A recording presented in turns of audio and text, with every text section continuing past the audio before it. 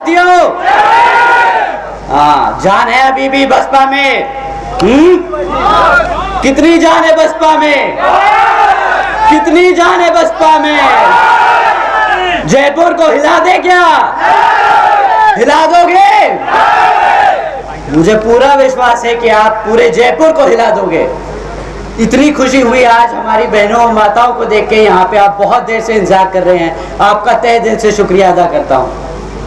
साथियों, आप बहुत देर से इंतजार कर रहे हैं, मैं आप लोगों का ज़्यादा समय ज़ाया नहीं करूँगा। बहुत दूर दूर से आप सब आए हैं, तो अपनी बात शुरू करता हूँ। जय भीम।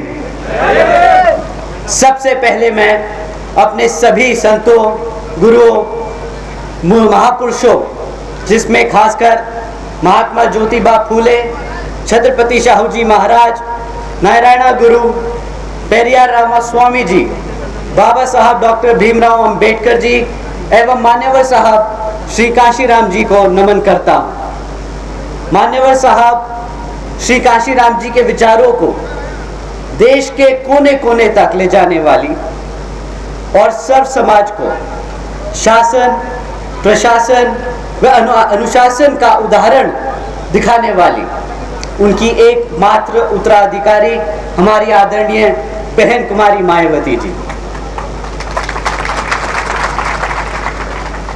उत्तर प्रदेश की चार बार मुख्यमंत्री, लोकसभा व राज्यसभा की कई बार सदस्य रही आदरणीय बहन कुमारी मायावती जी ने बाबा साहब डॉक्टर भीमराव अंबेडकर जी और मान्यवर साहब श्री काशीराम जी के मिशन के लिए अपना पूरा जीवन समर्पित कर दिया। और मुझे गर्व है कि मुझे ऐसे महान नेता के नेतृत्व में काम करने का मौका मिल रहा है।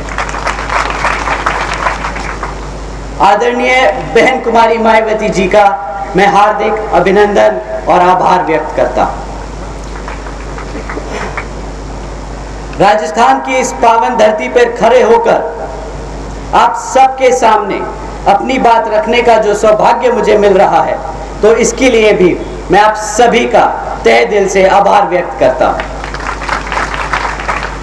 साथ ही साथ यहाँ मंच पर मौजूद हम सबके बीच में पार्टी के सभी पदाधिकारी एवं सभा में मौजूद सभी कार्यकर्तागण का मैं तहे दिल से आभार व्यक्त करता हूं।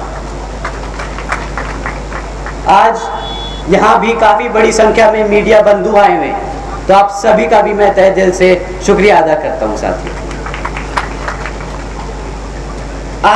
आज मैं क्या आप सबसे एक दिल की बात कह सकता हूँ? एक बार हाथ उठा के बता दीजिए। ठीक है साथियों, अब जो मैं कहूंगा जरा ध्यान से सुनिएगा। बाबा साहब के दिखाए रास्ते, बाबा साहब के दिखाए रास्तों पर और मान्यवर साहब के बताए तरीकों की तरफ और बहन जी के बेबाक अंदाज को हमें दिल से और दिमाग से अपनाना होगा। क्या आप मानते हैं इस बात को? आधे हाथ उठे हैं, आधे लोग नहीं मानते। तो मैं पूछता हूं क्यों घबराते हो तुम? मैं पूछता हूं क्यों डरते हो तुम? अरे जब तुम्हारे सिर पे उस शेरनी का हाथ है तो क्यों घबराते हो तुम? बहुजन समाज पार्टी से है ना हम सब? बहुजन समाज पार्टी से ना हम सब? कभी ना झुकना, कभी ना रुकना, अपनी जिंदगी को अपनी शर्तों पे जीने वाले हो तुम।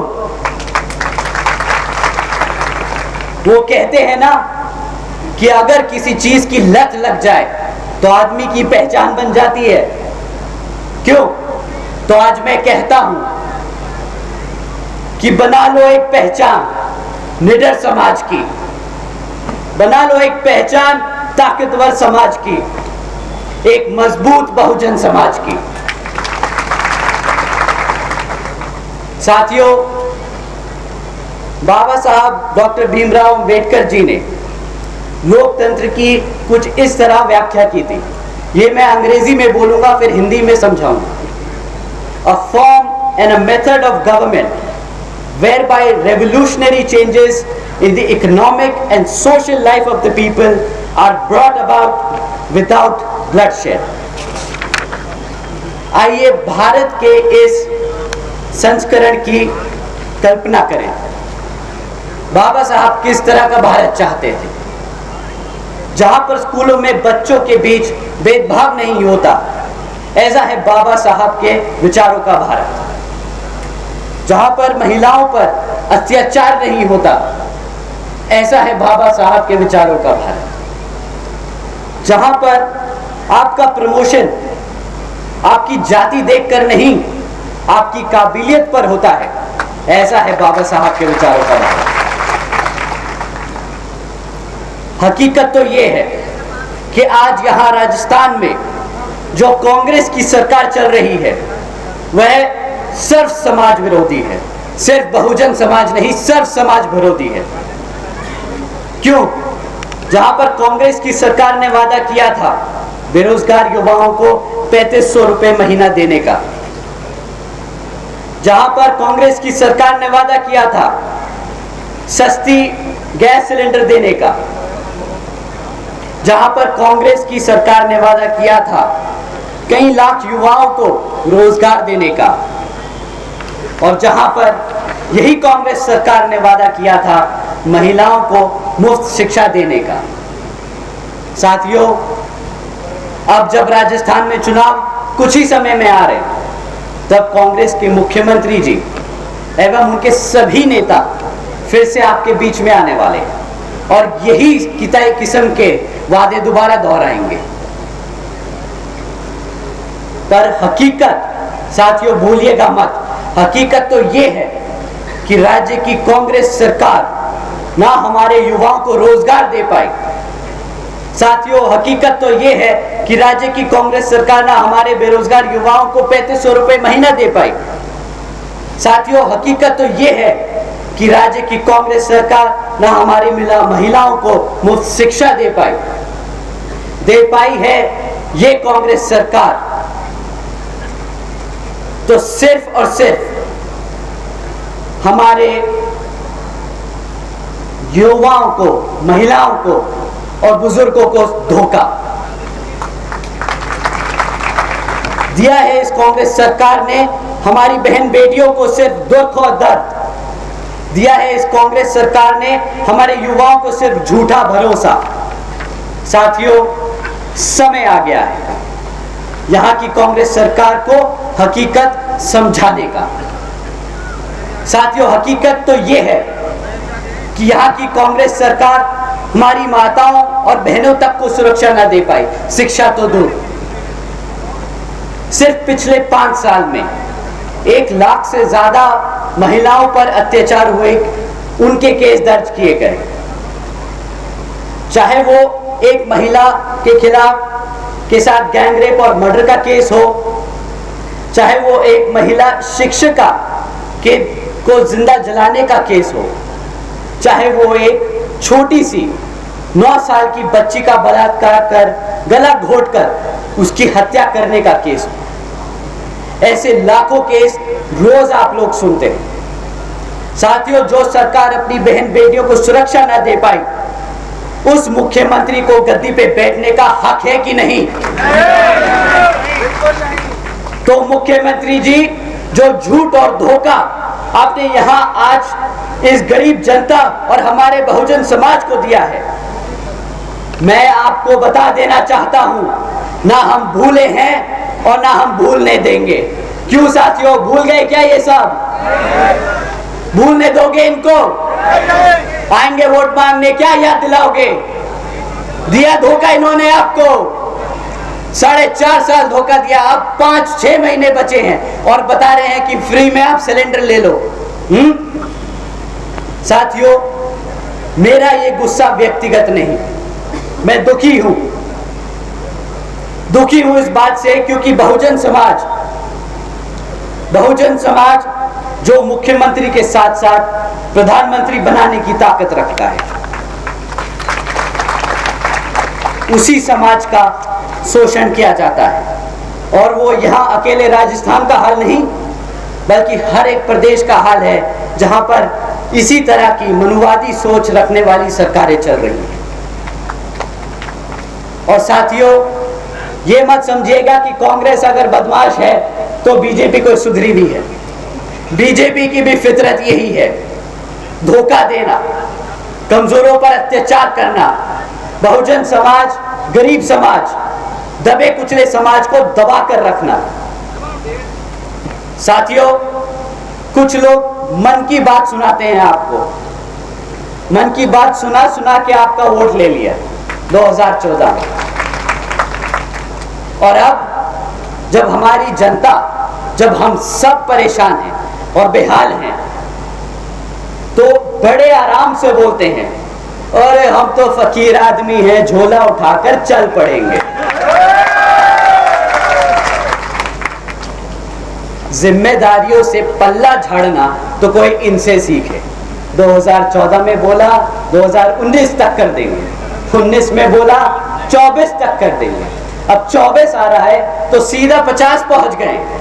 सोचा कि सरकार चलाते ही रहेंगे ऐसे। केंद्र की सरकार का वादा साथियों 10 करोड़ नौकरी देने का, केंद्र की सरकार का वादा महंगाई कम करने का, केंद्र की सरकार का वादा गरीबी खत्म करने का। क्या यहाँ बैठे मेरे साथी लोग बता सकते हैं क्या आपकी लग गई नौकरियां? हाथ उठा के बता दीजिए आज सबको। साथियों, मुझे पता है नौकरी तो लगी नहीं, महंगाई कम कर दी इन लोगों ने आपके लिए।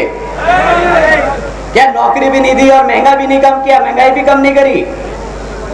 क्या आप लोगों के लिए आपकी आमदनी बढ़ा दी जो बची कुची लगी नौकरी थी?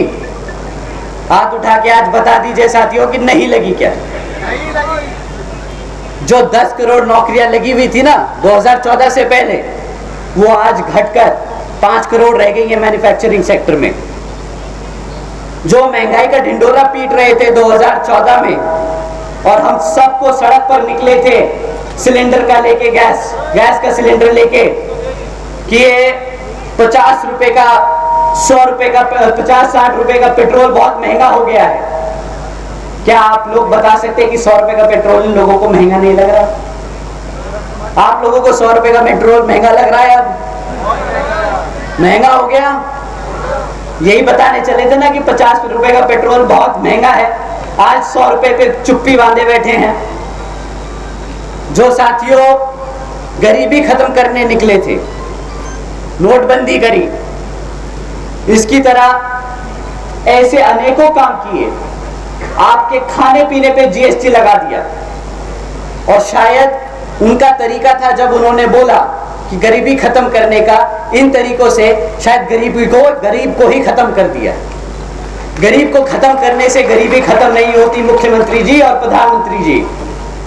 2014 में 2,70,00,000 लोग थे जो गरीबी रेखा से नीचे थे। आज उनकी संख्या बढ़कर 13 करोड़ से ज्यादा हो चुकी है। तो मैं पूछता हूं कि क्या यही है अच्छे दिन? क्या इन्हीं अच्छे दिनों का वादा करके आप लोगों ने केंद्र में भाजपा की सरकार को वोट डाला? बताइए साथियों, क्या यही थे अच्छे दिन? वो एक बार, बस एक बार मना कर दीजिए। आज हम भाजपा, कांग्रेस और राजस्थान के मुख्यमंत्री जी को मन की बात नहीं, कुछ काम की बात समझाते कि एक लीडर होता कैसा है, एक मुख्यमंत्री को होना कैसा चाहिए और एक प्रधानमंत्री को होना कैसा चाहिए। साथियों, बहन जी ने कानून व्यवस्था के साथ साथ राज्य की सामाजिक व्यवस्था के लिए भी अनेकों काम किए। बहन जी ने देश में पहली बार सरकारी कॉलेजेस के स्टूडेंट हॉस्टल्स में अन्य पिछड़े वर्गों के छात्रों के लिए 27% आरक्षण की व्यवस्था तय की। साथ ही साथ बहन जी ने हमारे सभी संतों, गुरुओं और महापुरुषों को सम्मान में कई जिले और कई यूनिवर्सिटीज के नाम रखे, जैसे गौतम बुद्ध यूनिवर्सिटी, अंबेडकर यूनिवर्सिटी, छत्रपति शाहू जी महाराज यूनिवर्सिटी, महात्मा ज्योतिबा फूले नगर, महामाया नगर, संत कबीर नगर एवं गौतम बुद्ध नगर। साथियों, बहन जी ने सावित्रीबाई फूले बालिका शिक्षा योजना के तहत 7 लाख से ज्यादा बच्चियों को 12वीं तक की शिक्षा प्राप्त करने हेतु 600 करोड़ से ज्यादा की लागत इन बच्चियों को अपने पैरों पर खड़ा कर एक उज्जवल भविष्य देने के लिए खर्ची। बहन जी ने मां माया गरीब बालिका आशीर्वाद योजना के तहत 3,25,000 बच्चियों को 1 लाख रुपए सीधा उनके बैंक खातों में देने का काम किया। आदरणीय बहन जी ने इस योजना के तहत 3,250 करोड़ रुपए सीधा अपनी बच्चियों के बैंक खातों में भेजे। भारतीय जनता पार्टी ने की तरह हमने 20 लाख रुपए देने का ढिंडोरा नहीं पीटा कि हम हर एक व्यक्ति को 20 लाख रुपए देंगे, और ना ही हमने कोई खोखली योजनाएं चलाई कि बेटी बचाओ बेटी चलाओ जैसी। हमारी आदरणीय बहन कुमारी मायावती जी ने करके दिखाया है ये सारी योजना चलाकर। आदरणीय बहन कुमारी मायावती जी ने अपने शासनकाल में 12,500 करोड़ की लागत से हमारे SC, ST, OBC व आदिवासी समाज के 3,50,000 से ज्यादा परिवारों को महामाया आवास योजना के तहत अपना खुद का घर दिया। आदरणीय बहन जी ने अपने शासनकाल में 2,60,000 से ज्यादा भूमिहीन परिवारों को 1,35,000 एकड़ से ज्यादा जमीन का मालिकाना हक दिलाया। साथ ही साथ आदरणीय बहन कुमारी मायावती जी ने अपने शासनकाल में 1 लाख से ज्यादा अधिक सफाई कर्मचारियों की भर्ती की, 90,000 से ज्यादा शिक्षकों को सरकारी नौकरी दी और 2 लाख से ज्यादा अधिक पुलिस जवानों को पुलिस फोर्स में भर्ती किया। और साथियों, आपको जानकर हैरानी होगी कि ये मौके तब दिए गए जब पूरी दुनिया मंदी के दौर से गुजर रही थी। एक तरफ दुनिया में लोगों को नौकरियों से निकाला जा रहा था और दूसरी तरफ आदरणीय बहन कुमारी मायावती जी उत्तर प्रदेश में लोगों को लाइन से लगाकर नौकरियां दे रही हैं। माननीय बहन जी ने SC, ST, OBC एवं अन्य पिछड़े वर्गों को मुफ्त में राशन देने जैसी योजनाएं चलाने की वजह रोजगार देने के अवसर दिए ताकि हमारा समाज अपने पैरों पर खड़ा हो सके।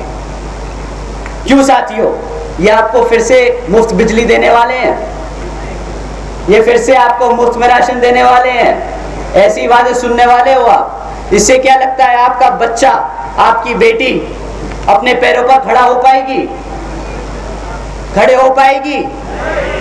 उनको मजबूती की तरह तैयार कर रहे हो ये लोग ऐसी योजना चला के, या हमारे भविष्य को, हमारे आने वाले कल के बच्चों को कमजोर कर रहे हैं।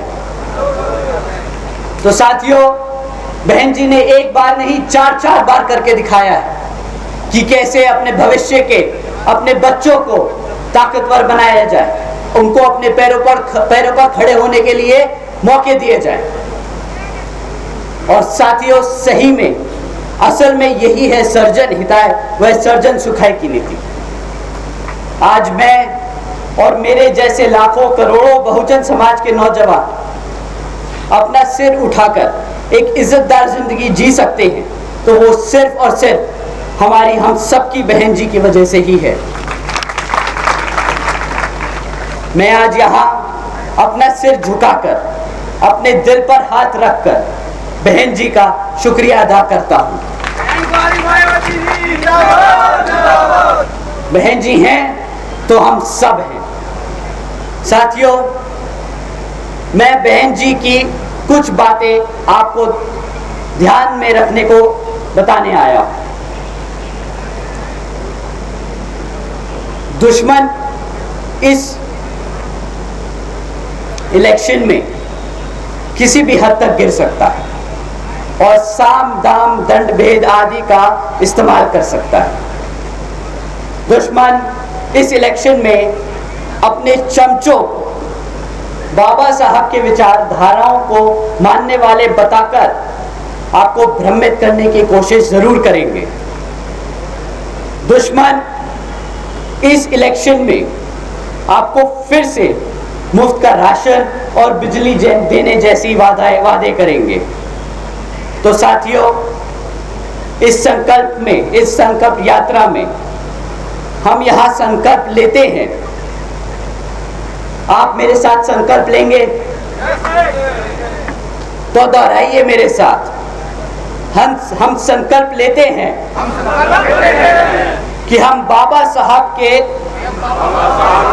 सिपाही बनकर बच्चे बच्चे को इस मूवमेंट और मिशन से जोड़ेंगे।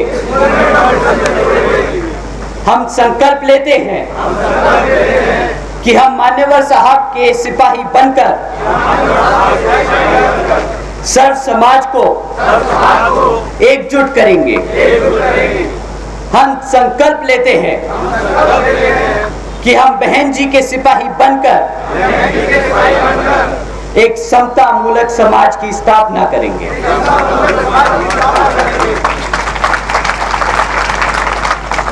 तो साथियों, जैसे बाबा साहब कहते थे, संगठित बनो, शिक्षित बनो और संघर्ष करो। समय आ गया है। अब आप और हम सब एकजुट होकर समाज के हर एक व्यक्ति को बसपा से जोड़ने का काम करेंगे और आने वाले विधानसभा आम चुनाव में बता देंगे कि हम आ रहे हैं। हम आ रहे हैं हर एक उस चीज के लिए जो इस संविधान में हमारे लिए हमारे गुरु देकर गए हैं, बाबा साहब डॉक्टर भीमराव अंबेडकर जी। और सही मायने में यही होगा राजस्थान की इस घमंडी कांग्रेस सरकार को मुंह तोड़ जवाब। तो साथियों, मैं आप सबसे यही अपील करता हूं कि आने वाले विधानसभा आम चुनाव में आप हाथी के निशान के सामने वाला बटन दबाकर बसपा को वोट डाल यहां पर विजय बनाएंगे। अंत में मैं यहां मौजूद सभी माताओं, बहनों, बड़े बुजुर्ग और मेरे युवा साथियों जो इतनी दूर से चलकर हम सबके साथ यहां